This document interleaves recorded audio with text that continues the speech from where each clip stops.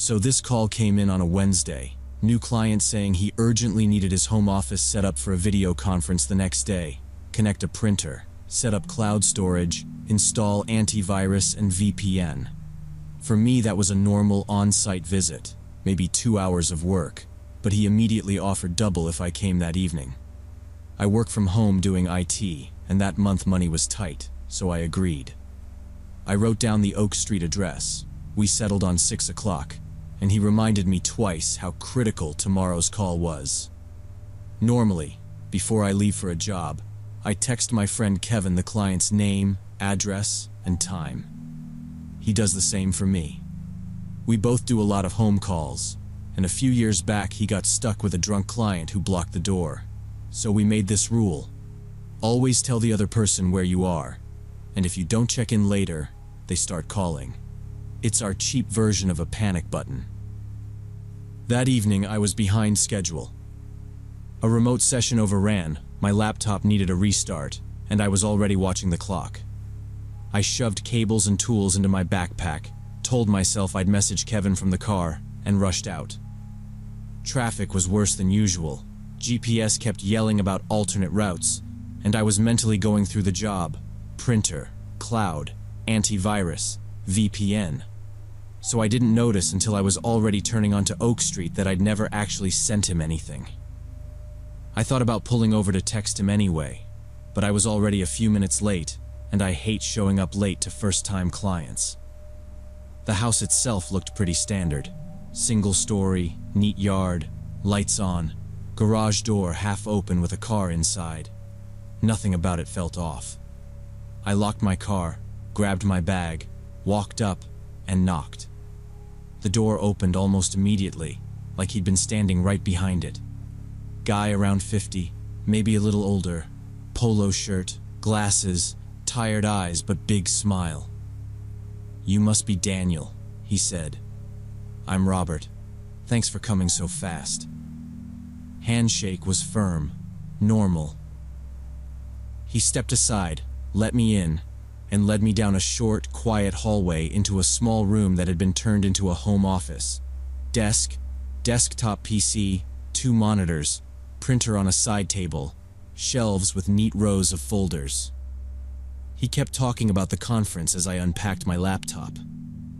"It's tomorrow morning, early," he said. "If this doesn't work, I'm dead.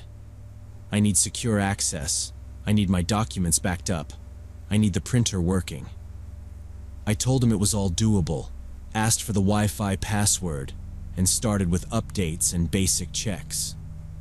Most clients wander off at that point to make coffee. Robert stayed in the room, standing behind me or sitting in a chair right next to me, watching the screen and asking what each step was for. About 20 minutes in, while I was installing the VPN client, I heard footsteps in the hallway. Not random creaks, not pipes. Actual steps, steady and heavy, moving past the door toward the other end of the house. I paused, hand on the mouse, and looked over. Robert didn't move, didn't even glance at the hallway. "Is someone else home?" I asked. He flinched, just a tiny jerk of his shoulders, then said quickly, "No, just you and me. Old place. The pipes make noise when the heating comes on." The answer was way too fast, like he'd practiced it. I've worked in a lot of old houses. Pipes hiss, bang, rattle, but they don't walk past your door in shoes. Still, arguing with a client over his own house wasn't going to help, so I just said, "Okay," and went back to work. On the surface, I was focused on drivers and updates. Underneath, I was suddenly very aware that nobody knew I was on Oak Street with this guy who lied that smoothly. 10 minutes later, door clicked in back. Robert said he'd check window and left. Voices. Then he returned. Said was his brother. And I kept setting up cloud storage, listening. Footsteps in the hallway again. Slower this time. Like whoever it was didn't want to be heard, but also didn't care enough to really hide it. They came closer, one by one, and stopped right outside the office. From my chair, I could see the shadow under the door, narrow strip of darkness where someone was clearly standing. Robert's eyes flicked down, saw it too, and he stood up so fast his chair bumped the wall. "Mark, everything's fine," he said, raising his voice a little, looking at the door instead of me. "It's just the computer guy. We'll be done soon, okay?" He forced a little laugh that didn't sound natural at all. The shadow didn't move. For a few seconds it was just silence. No answer, no more footsteps, just someone on the other side of that door listening. Then, finally, the shadow shifted and moved away, steps retreating down the hall. Robert waited a moment, then sat back down, but he didn't look at me. He stared at the monitor like it was suddenly very interesting. "My younger brother lives with me," he started, talking a bit too quickly. "After an incident a few years ago, he doesn't like people in the house. He has this obsessive thing, controls his space, gets very nervous when someone new is here." He said it like he'd rehearsed that explanation, probably for doctors or social workers.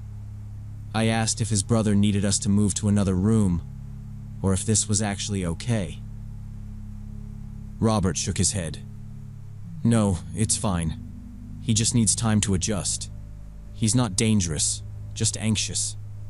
Usually I don't invite anyone over when he's home, but today I didn't have a choice. The conference tomorrow is too important." He added, "If you hear anything else, just ignore it, please. It's better if we both pretend he's not there." That made the double rate make sense. It wasn't just because of urgency. He knew having a stranger in a house with an unstable family member was going to be awkward and stressful. I get mental health stuff, I've had my own anxiety issues, so I told him, "It's okay, I'll work fast." But inside, I was counting every remaining step of the job, mentally checking off tasks, and trying to see how soon I could realistically get out of there, without rushing so much I'd make mistakes and have to come back. I pushed through the rest of the setup faster than I normally would. I installed the antivirus, finished the VPN configuration, and started syncing his cloud folders. Robert seemed to relax a little now that most of it was done. He started chatting more, telling me about his own work as a remote consultant, how this conference could decide a big contract. I nodded where it made sense, asked a couple of technical questions to keep things moving, but my focus kept drifting to the door. I couldn't shake the feeling that someone was standing there again. Twice I saw that same thin shadow under the door, unmoving for long seconds. Once I heard quiet breathing, slow and close, like someone had their face near the gap. When I finally stood up to check the printer connection on the other side of the room, I turned slightly, and my eyes landed on the door. There's a small crack between the door and the frame, just enough to see a slice of the hallway if someone is right up against it. In that narrow gap, I saw an eye. Just one eye, staring in, unblinking. My heart dropped so hard I felt it in my legs. I snapped my gaze back to the printer, forced my hand to stay steady, pretended I hadn't seen anything. Out of the corner of my eye, I caught the movement as the eye disappeared and the shadow pulled back. A second later, the footsteps started again, going down the hall, away from us. I didn't say a word to Robert about it. From the first lie about the pipes, to how reluctant he'd been to admit his brother was even there, everything about his behavior told me this was a situation I did not want to get more involved in. If his brother really did have serious issues, confronting it could set him off.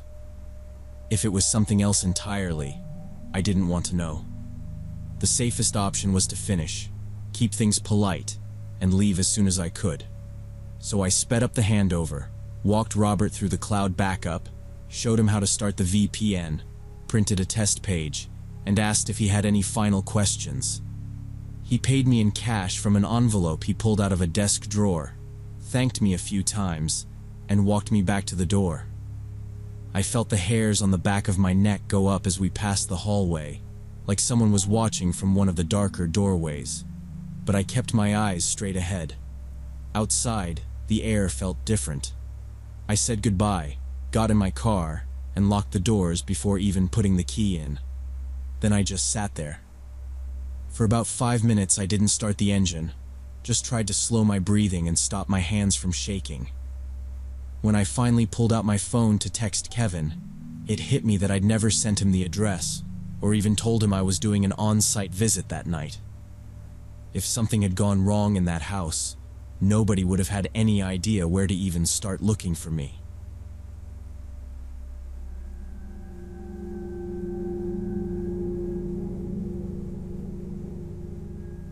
The story is told in the first person by a man whose friend disappeared without a trace while hiking the Appalachian Trail 4 years ago, and he is still living with that trauma and guilt. In July 2019, 4 of us from the same ad agency in Boston went on a 5-day hike along the Appalachian Trail. Kyle, Martin, Sarah, and me. We all wanted to get away from the office, away from clients and notifications, and the stupid glass doors of our building. We weren't amateurs. We'd all done weekend trips. We had decent packs, first aid, maps on paper and on our phones. The plan was about 70 miles in 5 days, staying at official campsites. Nothing risky, nothing off-trail. The first 2 days went almost annoyingly well. Good weather, nobody twisted an ankle, nobody complained much. On the trail, we talked about co-workers, petty office drama, who was secretly dating who. At night, we cooked simple food, checked the map for the next day, and were in our sleeping bags stupidly early.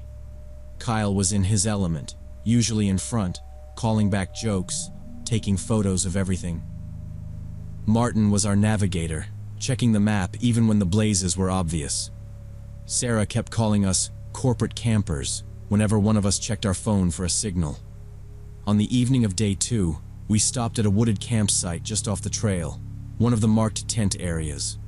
There were a couple of other tents farther in the trees, but we didn't really see the people, just their bear bag line and a faint light. We pitched our 2 tents, hung our food, filtered water. Martin built a small fire in the ring. I boiled water and threw together some instant pasta. Kyle was in great spirits, cross-legged by the fire, telling stories about weird clients and doing impressions. Martin started messing around on this tiny harmonica he'd brought. Sarah laughed at all of us and filmed little clips on her phone like it was some team-building retreat. Around 10 p.m., after we'd eaten and just sat around for a bit, Kyle stood up and stretched. "Gonna step into the woods," he said, tapping his headlamp. Bathroom, obviously. I barely looked up, just said, "Don't fall in a hole," or something equally dumb. He snorted, turned, and walked into the trees. 10 minutes went by. The fire burned lower. Martin's harmonica stopped. At some point I realized I hadn't heard him coming back from any direction. I checked my watch and called, "Kyle?" into the dark, half joking. No answer. Sarah tried louder. Still nothing. After another 5 minutes, the mood shifted. I got up, grabbed my flashlight, and walked a little way into the trees where he'd gone, calling his name again. Martin watched me, then stood up and said he was coming too. We agreed Sarah should stay at camp in case he came back from some other angle and needed to see the fire or hear someone there. Martin and I moved slowly in an arc around camp, sweeping our beams, calling every few steps. No flash of his headlamp, no, yeah, I'm here. I tried calling his phone. It didn't even ring, just went straight to the out-of-service area message. Reception on the trail is always bad, but you usually get at least a half ring. That dead air bothered me more than it should have. We searched like that for about an hour, widening the circle but staying aware of where the campfire was. No sign, no sound, just normal forest noise. Eventually we went back. Getting ourselves lost on top of everything would have been useless. Sarah's face when we stepped out of the trees told me she already knew we'd found nothing. We talked it through. It was late, visibility was terrible, and the trail wasn't simple. We decided to keep the fire going, lie down with our boots on, and start a proper search at first light. Maybe he'd gotten turned around and would walk toward us at dawn. None of us really slept. Every twig snap made me sit up. At first light, we were already up, stuffing a little gear into day packs. We left a note at camp for Kyle, marked the spot on Martin's map, then spread out within shouting distance and started combing the area. We tried to cover roughly a mile radius, checking side paths, low spots, anywhere he could have slipped or sat down. Around noon, we ran into 2 park rangers coming up the trail. Sarah practically jogged at them. We told them everything: time he left, direction, what he was wearing, that he wasn't drunk, wasn't upset, nothing like that. They radioed it in and told us to stay at camp while they organized a search and rescue team. By that evening, there were over 20 people out there with dogs, running proper grid searches around our campsite. They stayed out until dark. They didn't find him. The next day, it ramped up again. More people, more dogs, a helicopter doing passes. They checked ravines, streams, every side trail. Same result. No Kyle, no clothing, no tracks they were confident enough to call his, no call from a road where he'd ended up. On the 3rd day, someone radioed that they'd found a backpack. We were told to stay put, but news traveled. It was Kyle's, about 1.5 miles from our camp, just lying on the trail like he'd stepped out of it. Inside were all his things: wallet, documents, phone, food, even clothes. Nothing looked scattered, nothing ripped. The dogs followed his scent to the backpack and then just stopped. After that point, there was nothing for them to track. Ranger Jim, the older guy who seemed in charge, talked to us later. He suggested Kyle might have gotten lost at night and panicked, seen a light in the distance, the moon through the trees, another campsite's fire, maybe even distant headlights, and gone toward it. In panic, he said, people can walk several miles in one night without noticing the fatigue. Maybe Kyle had dropped his backpack to move faster, to feel lighter. It made a kind of sense on paper. It just didn't explain where he went after that. The searches kept going for another week, then into a second. They brought in helicopters again, drones, volunteers from nearby towns. They checked every section of forest within about 10 miles. Kyle was never found. Police questioned all of us in detail. Our stories matched. No argument, no weird behavior. We were all together until the moment he stepped into the woods. Kyle's family hired a private investigator who worked the case for a month, chasing anything that looked like a lead. Nothing. Officially, the file stayed open as a missing person. A year later, geologists studying the area discovered under the trails a network of hidden caves with narrow sinkholes camouflaged by leaves, moss, and roots. Some of the sinkholes they found were only 2 or 3 feet wide, but up to 50 meters deep. Rangers said you could step on what looked like solid ground and just drop straight down. They thought a lot of the missing in that stretch of trail, around 20 people over 30 years, might have gone into those caves. Teams went into a few of the wider openings and found remains that matched 3 names from the old missing list. Not Kyle.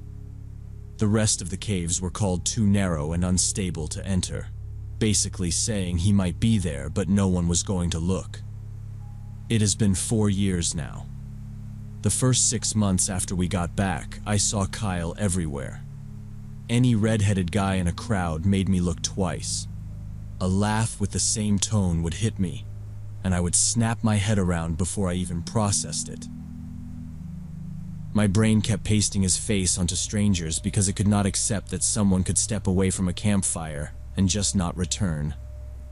Out of the 3 of us, Martin broke down the worst. He kept saying we should have pushed the rangers harder, should have stayed out all night with flashlights. He started drinking more. At first, it was a couple of beers to sleep, then whiskey most nights. He began missing deadlines, coming in late, or not showing up at all. About 6 months after the trip, the agency let him go. I paid part of his rent for a while because watching him lose his place on top of everything else felt like too much. Around the 1-year mark, he moved to another city, took a warehouse job, and told me he needed to be where people did not look at him like he had killed someone. Sarah tried to keep working at the agency, but it did not last. She hated how people lowered their voices when she walked by, and how every new hire eventually got told about the coworker whose friend went missing on a work trip. Clients would ask if she was doing okay now in that careful tone people use when they think you might break. About a year after everything, she quit. She moved to another state, sent one short email saying she needed distance, and left the group chat. No social media posts, no calls. She just disappeared from our lives. It felt wrong and sudden. I stayed in Boston and stayed at the agency because the routine was the only thing that made me feel stable. But I do not hike anymore.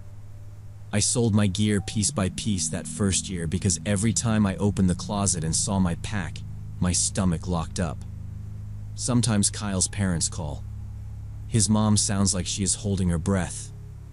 They ask if I have remembered any detail from that night. I have not. I was the last person to see him. He stood up, joked about going into the woods, turned on his flashlight, and walked into the trees. I do not know if he is alive somewhere, or if he dropped into one of those caves and is still down there. I only know there are answers in those mountains that I will probably never learn. I still have nightmares where I sit by the fire, try to say don't go, and nothing comes out. I watch him fade between the trees until I wake up shaking. 4 years later, and the guilt hasn't faded at all.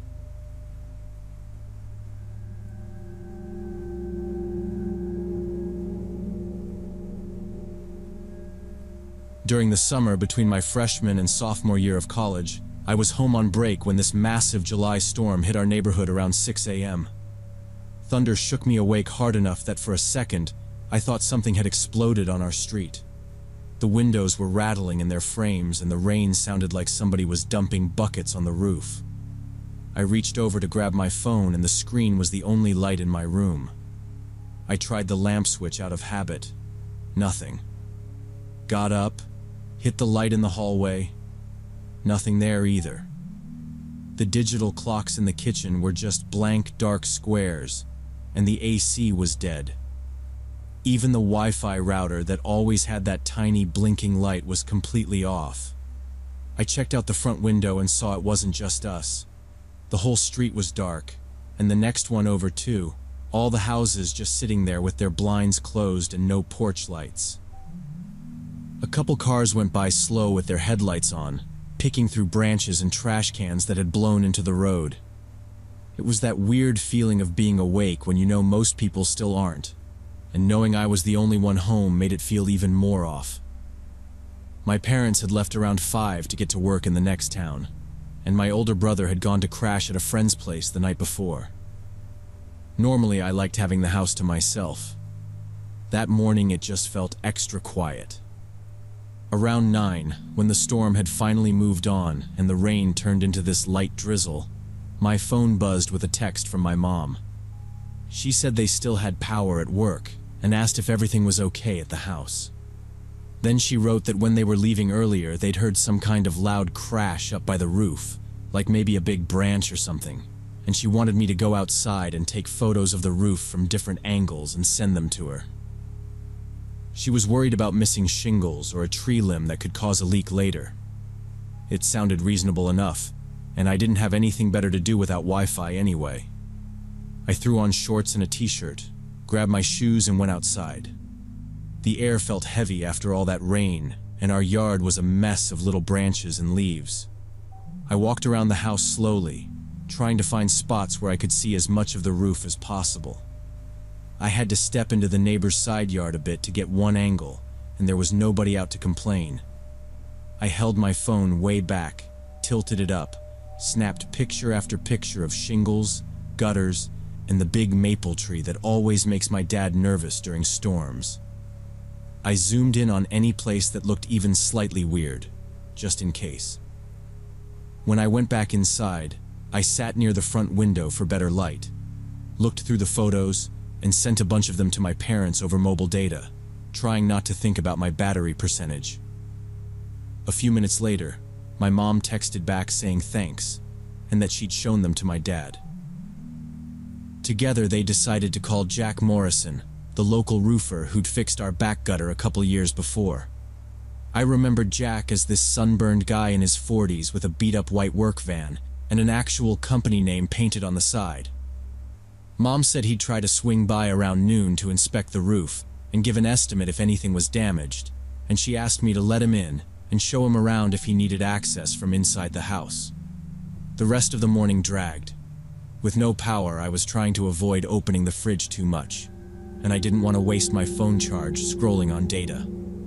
I ended up sitting in the living room by the front window with a paperback I'd been meaning to finish for months.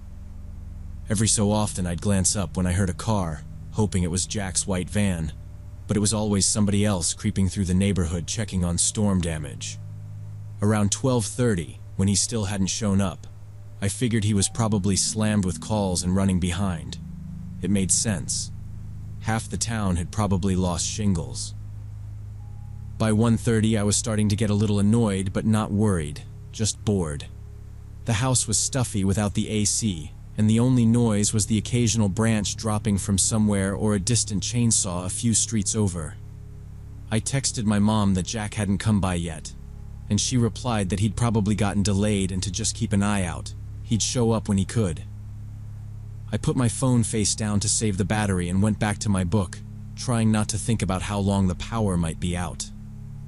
Around 2 in the afternoon, just when I was debating going out to sit on the porch for some air, there was a firm knock at the front door. It startled me a little because nobody had rung the bell all day. I set my book down, walked over, and did what my parents always drilled into us.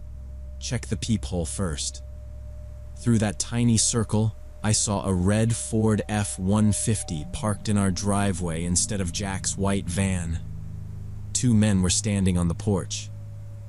They looked like they were in work clothes, one in dirty jeans and a gray polo with some small logo stitched on the chest, the other in a black t-shirt and worn work boots.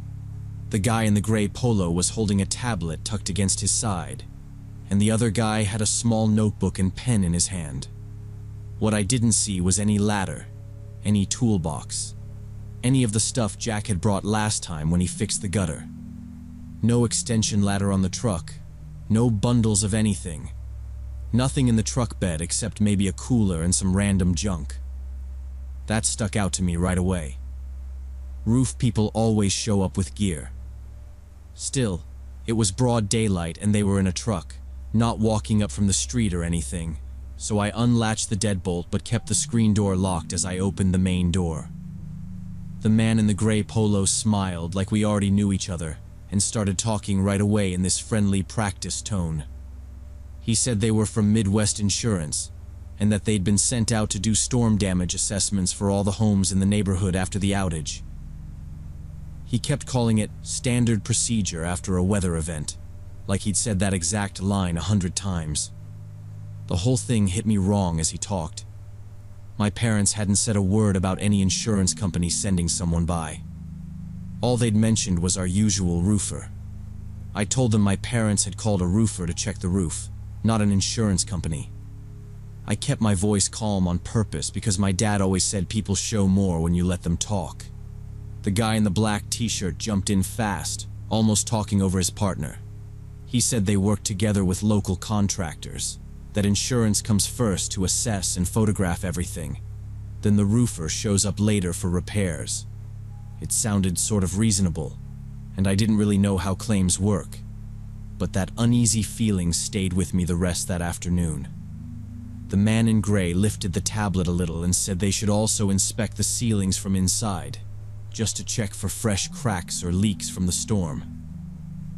He talked about water getting in around vents and light fixtures and not showing right away, which sounded like something an expert might say. Still, the tablet screen was completely dark. He hadn't turned it on once. I stayed behind the latched screen door and asked if they had IDs, company papers, or even business cards I could text to my mom. That felt like a normal request to me. For a second, they just stared at me in silence, then glanced at each other with this quick look I read as annoyance more than confusion. The guy in gray forced his smile back on and started patting his jeans, checking each pocket like he'd misplaced something.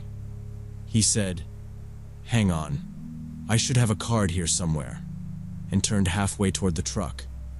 That's when I added, casually on purpose, that our roofer should be here any minute, and I could call him right now to ask about the insurance process, since I had his number saved already from when he fixed our gutter before. The reaction was instant. The guy in the black shirt didn't look at me, just said sharply to his partner, "Forget it, not worth it." The gray one turned back with this stiff smile and said they'd mixed up the address, that they actually needed Maple Street, not Oak. Before I could answer, they were already heading down the steps, moving fast to the truck. Both doors slammed, the engine roared, and they tore off down our quiet street, way over the limit. My hands shook as I locked every door and texted my parents everything, as clear as possible. About an hour later, a van with Morrison Roofing and Repair on the side pulled into our driveway, and Jack climbed out in a safety vest with a tool belt and ladder. I still checked the peephole before letting him in. Once he stepped inside, I told him about the insurance guys from earlier. His face went serious, and he said he'd heard of people using storms as cover, going door to door pretending to be inspectors so they could get inside and steal, or pressure homeowners into contracts. While he checked the roof, I called the police non-emergency line. That evening, after Jack left, a cop came by and took my statement. We stood at the doorway while he wrote down the truck, their clothes, the insurance name, and what they'd said. He told me there had been similar calls about people posing as inspectors or electricians after the storm, but without a plate number or video, it would be hard to track them. Months later, I never heard about them being caught. Now whenever anyone comes, I call the company, confirm the name, photograph the license plate, and send it to my parents before I let them in.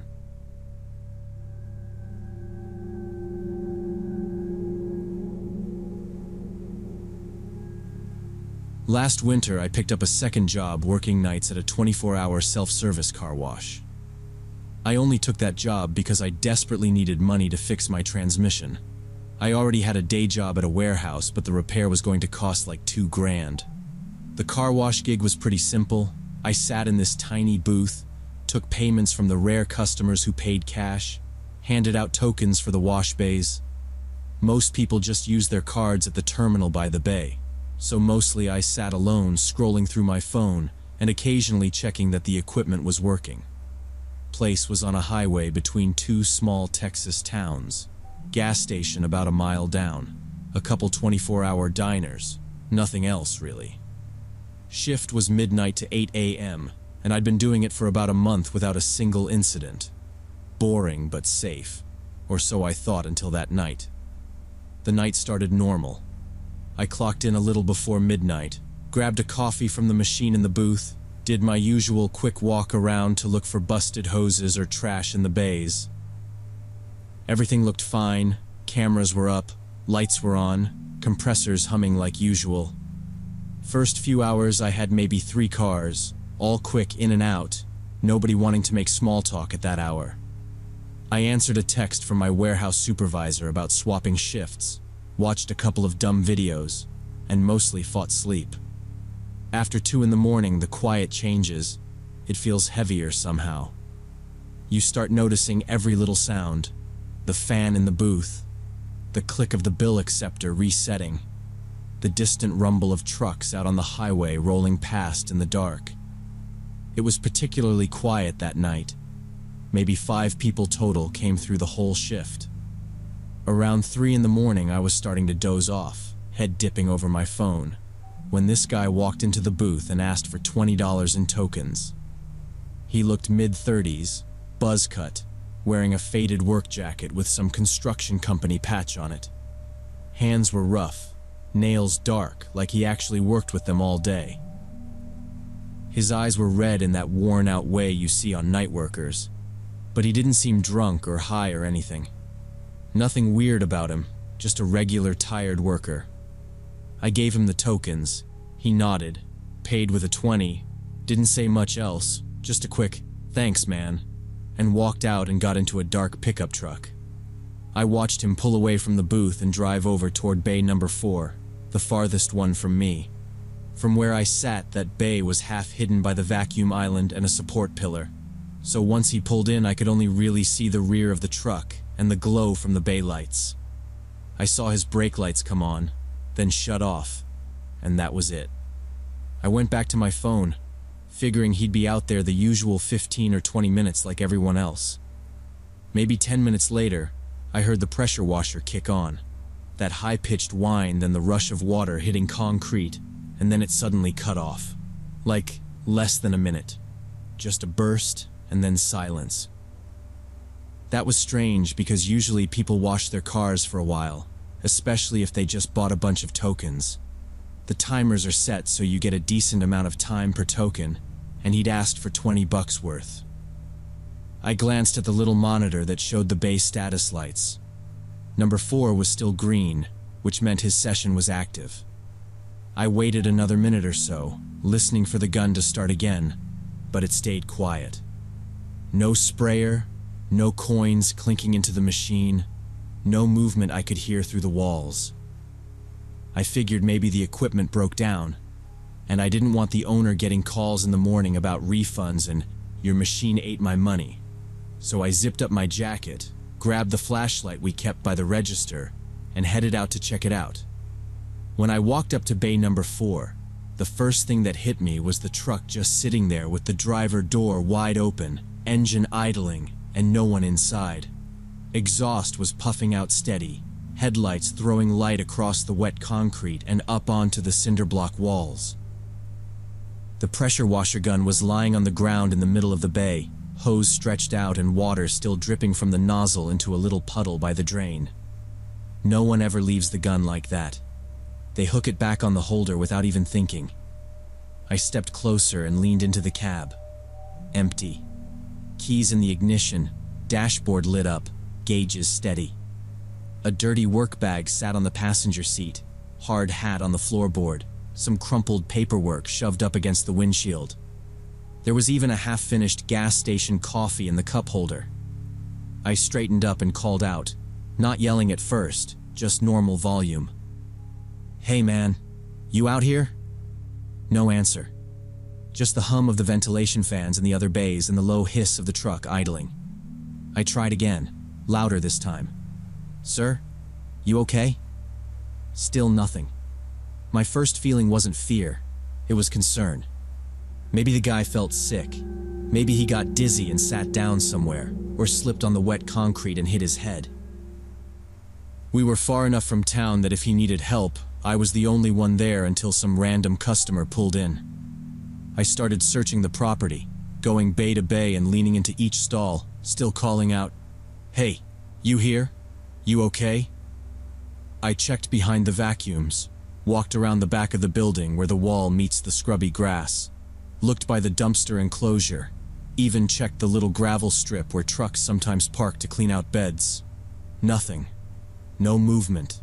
No voice answering back, just my breath fogging in front of me as I walked. I went to the bathrooms, pushed both doors open, flipped the lights on, checked the stalls and corners. Both were empty and unlocked from inside, like nobody had touched them all night. This made no sense whatsoever, and a weird feeling started rising from my gut. Something here was very wrong. I went back to the booth and was reaching for my phone to call my manager when a police cruiser turned in and rolled slowly across the car wash lot. Its headlights swept over Bay 4, hung on the empty running truck, then slid toward my window. I watched the officer frown, park by the entrance, and climb carefully out. I stepped outside before he reached the door and blurted everything out, that a customer had paid cash, driven to Bay 4, sprayed once, then disappeared while his truck idling. I told him I checked the truck, found keys and a work bag, then walked the bays, the bathrooms, and behind the building yelling, but saw nobody and heard nothing. He looked past me at the bay, then pointed up at the camera by the entrance and asked if it worked. I said yes, it fed into some monitoring company. He nodded and said that was exactly why they were there, because the system had flagged strange movement in a zone behind the building where people rarely went at night. He told me to go back into the booth, close the door, stay there, and let him walk the property alone, in case this was more serious than it looked. I stepped inside and was reaching for my phone again, when an engine roared around the far corner, louder than his cruiser, and we snapped our heads toward the sound. The dark pickup shot out from behind the building, tires squealing on concrete, no headlights.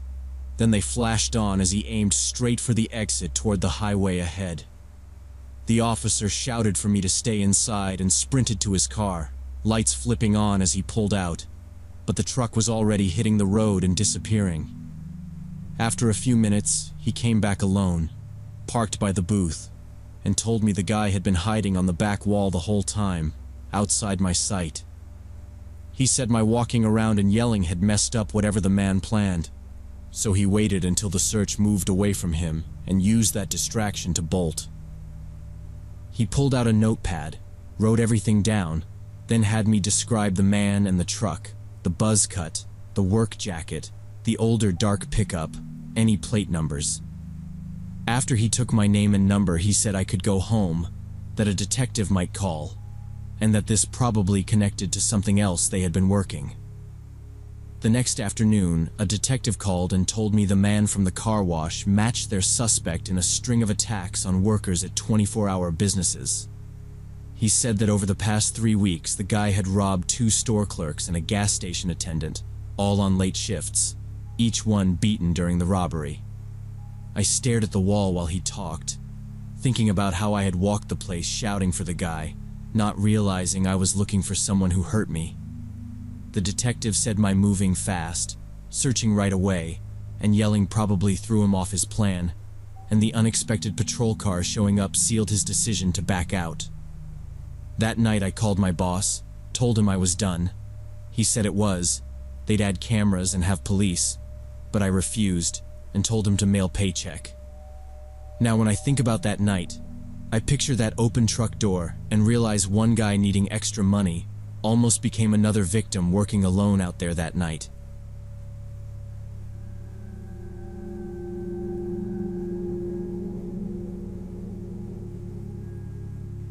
About 6 months ago, I had this thing happen that I still can't fully explain. I work as an HVAC maintenance technician at Martin State Airport near Baltimore. My shift runs 10 p.m. to 6 a.m. Most days are the same. Finish the last ticket, walk the mechanical rooms, kill the lights, lock the technical zone, then cross to the employee lot and drive home in my Subaru Outback. I'm 35, I like routine, and that morning started like any other. It was a cold Tuesday morning in November, around 40 degrees, thick fog so visibility was maybe 60 feet. I remember checking the wall clock in the shop, seeing a little after 6, signing the log and putting my tools away. Inside the terminal, it was that dead quiet between the last red-eye and the first commuters. Outside, the employee lot was almost empty. My Subaru was in the far corner by the fence. I had my keys in my hand, head down, walking toward it when someone stepped out of the fog to my right. A woman came out from between 2 parked cars and stopped in the lane. Mid-40s, dark gray wool coat, black pants, low heels, hair pulled back neat. She looked like business class, not airport maintenance. She raised a hand a bit and called, "Excuse me, sir, do you work here?" and pointed at the terminal. Her voice was calm, like she'd asked that question a lot. I said, "Yeah, HVAC," and walked closer. That's when I noticed a thin chain around her neck with a small blue badge resting on her coat. It had the airport logo, blue background, white lettering, looked like one of our IDs in an older format. That made me relax a little. In my head, she went from random person in the fog to someone from admin who worked late. She gave this tight little smile and said her car battery was completely dead. She couldn't get it to start, and asked if I had jumper cables. Normally, I'd point people to the 24-hour security post up front, since they handle that stuff. But I hesitated. She looked around the empty lot, hugged her coat tighter, and for some reason that got to me. I thought about my sister walking out alone to a dead car in the dark. Between that and the badge, telling her to hike back to security felt like a jerk move. So I said, "Yeah, I've got cables. I'll pull my car over." I walked to my Subaru, unlocked it, popped the hatch, grabbed the jumper cable bag I keep for winter emergencies, then started the engine and drove over to where she pointed. Her car was a gray Toyota Camry parked 3 rows in from my usual spot, facing out. Clean, no dents, looked like a standard company sedan. I parked nose to nose, set the brake, popped my hood, and told her I'd hook everything up if she popped hers. She opened the driver door, sat down, and I heard the click of the release lever from inside. When I looked back, her hood was still flat. She came out again, gave this quick shrug and said, "Lever sticks sometimes, old car," like she'd said it before. I walked around to the front, slid my hand under the edge of the hood, found the safety latch almost immediately, pushed it, and the hood came up smooth. No sticking at all.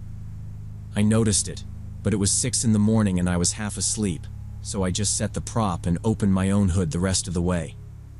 I clamped red to her positive, then mine, black to my negative, then the last black to a metal bracket on her engine, away from the battery, textbook setup, no sparks. "Go ahead and start it," I said. She turned the key. It clicked twice, then caught on the 3rd try and idled smooth, weirdly quick for a dead battery. I pulled the clamps off, shut both hoods, threw the cables in my trunk, then went to her window. She rolled it halfway down and I told her, "All set, just drive around 20 minutes, don't shut it off yet." She thanked me, didn't ask where to go, just stayed behind the wheel, looking at me through the windshield with a slight smile. I walked back to my car, got in, closed the door and started the engine. I adjusted the rearview mirror out of habit. Her Camry was still in the same place. Engine running, headlights on, and she was sitting straight behind the wheel, not moving. I figured she was giving it a minute so it would not stall again. It was not that cold, most people would just drive off. I put my Subaru in gear and headed toward the exit. While I turned, her headlights moved too. I told myself we were just leaving at the same time. At the barrier, I swiped my pass, watched it go up, and checked the mirror. She had stopped right behind me, closer than people normally do in an almost empty lot. I pulled onto the main road and turned right, same way I always go home. A few seconds later, she pulled out and turned right too. The road was mostly empty. I kept my speed normal and tried to ignore it. After about a mile, I looked up and saw she was still in my lane, about the same distance behind. I kept checking the mirror. 2 miles, same thing. 3 miles, fog lifting, and her car was still there. Same lane, same gap. No lane changes, no turn-offs. That was when my heart really started pounding. My hands were sweating on the wheel. It did not feel like random traffic anymore. I started running through possibilities. Maybe she thought I had damaged her car. Maybe she had a weapon and was waiting until we got somewhere with no witnesses. Maybe she was just unstable. Whatever the reason, I did not want her behind me all the way to my street. That part was very clear. Up ahead, there's a small side road that cuts over to an industrial area, just warehouses and truck yards. I never use it coming home. I hit my blinker and turned onto it. If she kept going straight, I would know it was nothing. In the mirror, I watched her. She turned in right after me without even tapping the brakes. That killed the coincidence idea completely. The industrial road is straight and empty. I pressed the gas and let the Subaru climb. 60, then faster, around 80 on the straight stretch. Her headlights stayed where they were, not closing in, not fading. My pulse was pounding. Finally, I decided I was done letting her control the situation. I slammed the brakes and stopped on the shoulder. I sat there a couple seconds, then told myself I should at least try to find out why. Maybe the car really was acting up and she was scared to stop alone. I stepped out, walked a couple of steps into the lane and looked back. Her Camry was about 150 feet behind me, stopped, pointed straight at me. I raised one hand, like, what is going on? Her reverse lights came on. She rolled back, slow and steady, until she had opened another big gap between us. Then she stopped again. No horn, no window, just that space she wanted. Standing there, it hit me that walking all the way back was a bad idea. I turned around, got in my car, and shut the door with my hands shaking. I pulled my phone to call 911, but before I dialed, she signaled, made a U-turn, and disappeared. Later, I called airport security. Cameras showed the Camry stolen, tied to an Airbnb, her badge fake, and no one could explain why.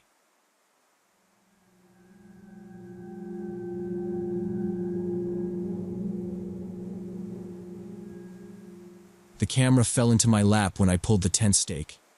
I stared at it for a few seconds before I understood what I was holding. This bark-colored trail cam with a dead little eye, aimed straight at my tent door where I slept every night. That was wrong. I looked up and saw the broken zip tie still hanging from the branch.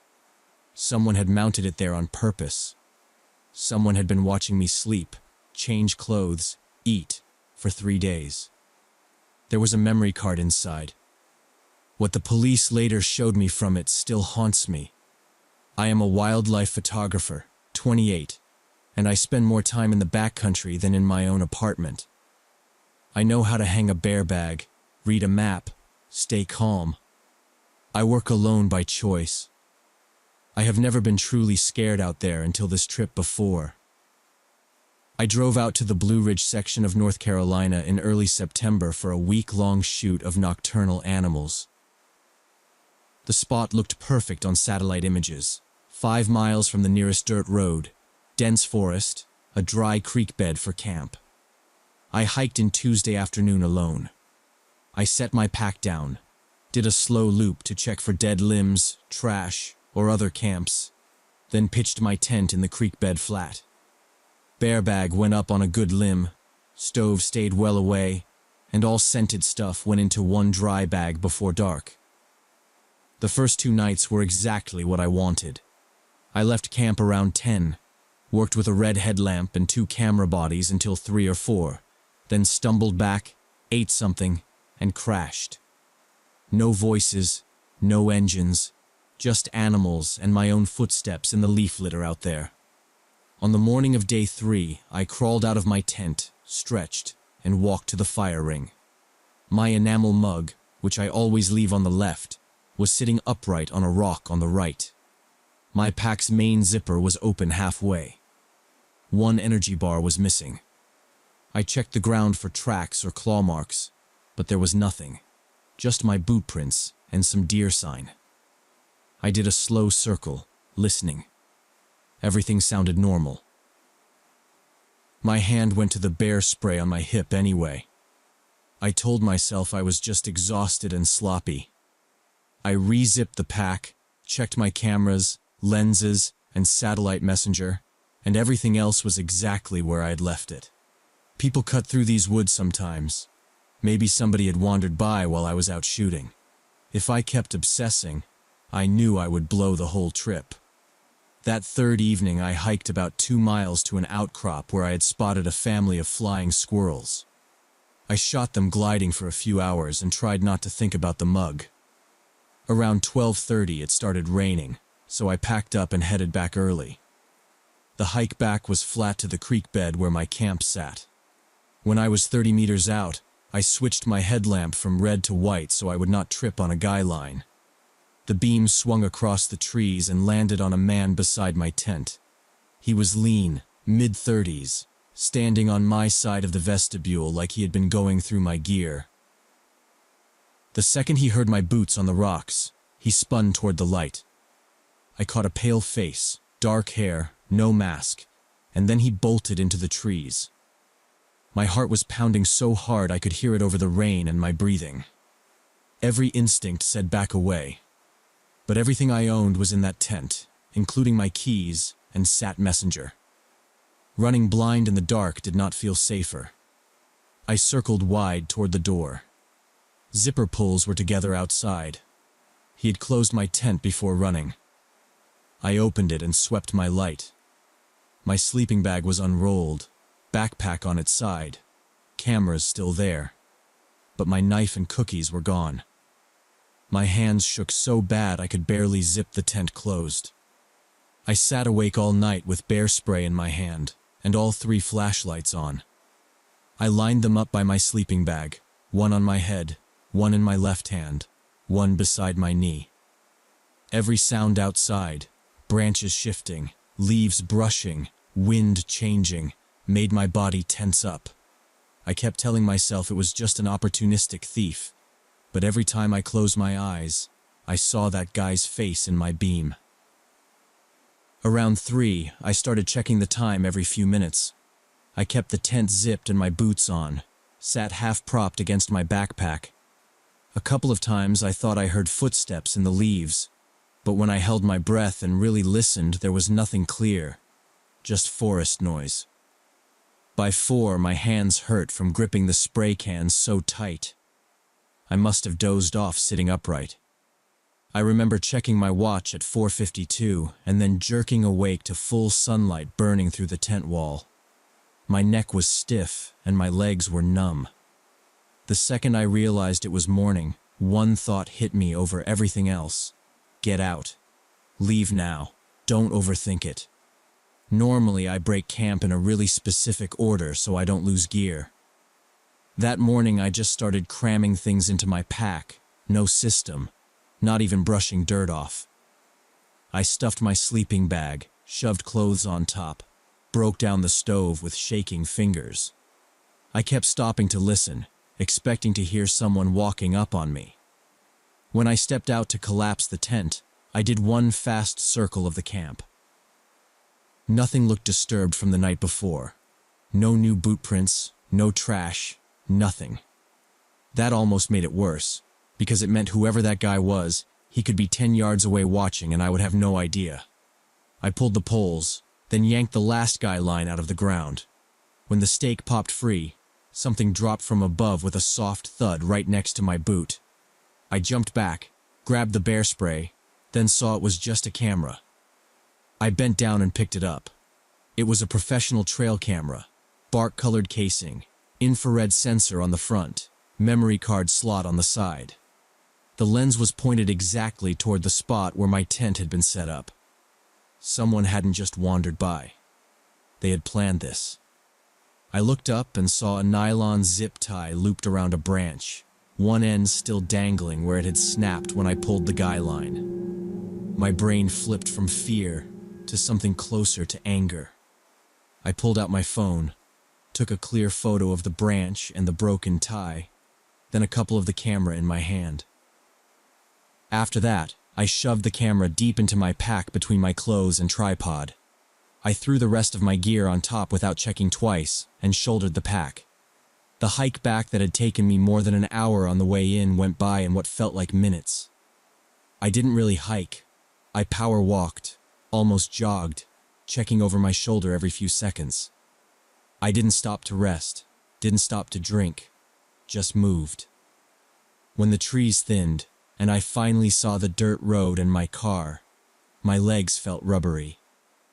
I dropped the pack by the back bumper, fumbled the keys, got the doors unlocked, and then it hit me all at once. My stomach turned and I had to lean over into the bushes and throw up. It wasn't sickness. It was like my body finally realized we were safe enough to fall apart. 2 hours later, I was in the Asheville Ranger Station with the camera sitting on the metal desk between us.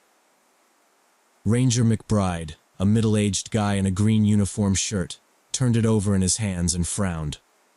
"This isn't ours," he said. "We don't mount anything that deep without letting people know." He opened the battery compartment, powered it on, and scrolled through the tiny menu. 47 files on here, he said. His face got more serious. "I'm going to call the county sheriff. This is above my pay grade." A deputy showed up, introduced himself, and asked me to walk through everything from when I parked my car to when I found the camera. I went over it step by step.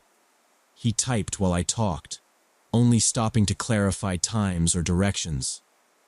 When I finished, he asked if I wanted to file a formal report. I told him yes, absolutely. They bagged the camera as evidence and said they'd be in touch. I drove home in complete silence. No music, no podcasts, just the road and my own breathing. Every time a car stayed behind me more than a minute, I checked the mirror over and over until it turned off. Logically, I knew the guy from the woods probably had no idea who I was or where I lived, but logic didn't help much that day. A week later, Detective Granger called my cell and asked if I could meet him at a coffee shop in town. When I got there, he was already at a corner table with a plain laptop bag at his feet. He showed me his badge, then opened the laptop and turned it toward me. The screen was full of thumbnail images, grid after grid of my campsite. "Your footage is here," he said quietly. 3 days like you said. You sleeping, changing, cooking, all time-stamped. He clicked a few, and my own face popped up, blurred a little from the low light, but still clearly me. He paused, then scrolled down. "But there are 2 more sets," he went on. "July and August this year. 2 other women, roughly your age. Same forest area, within 5 miles of where you camped. One set is 4 days of footage, the other is 6 days." I felt this cold spread through my chest. He kept talking. They had managed to contact both women from gear markings and a custom patch on one woman's pack. Both confirmed they had been out there on those dates, both solo. Neither had noticed cameras or missing items. One told him she had felt watched out there but assumed she was just being paranoid and tired. He finally closed the laptop and looked at me. "Someone's hunting solo women in that area," he said. "Systematically. You 3 got lucky he only watched. So far." He slid a card across the table. "If you remember anything else, anything at all, call me. And don't go out there alone again for a while. I still take photos for a living, but I plan every trip differently now. I send exact locations to friends, share my live position, double-check every branch and tree around where I sleep. I know the odds of running into that same guy again are low, and maybe they'll catch him someday, but none of that changes what it feels like to know I was a target. I still can't sleep in a room with open curtains,